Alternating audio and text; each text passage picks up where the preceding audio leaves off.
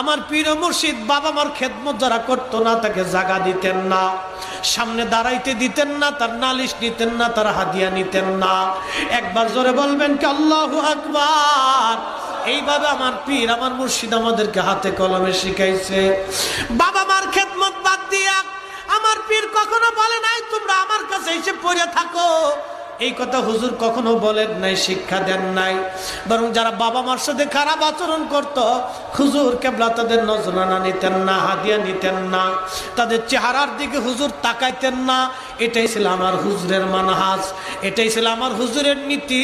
ও বন্ধুগণ, এই জন্য হুজুর শিখাইলেন বাবা প্রত্যেক 5 ওয়াক্ত নামাজের পরে, মাগরিবের নামাজের পরে ফাতিহা নফল, যোহরের নামাজের পরে নফল, মাগরিবের নামাজের পরে ফাতিহা নফল, ফজরের নামাজের পরে ফাতিহা শরীফ পড়া।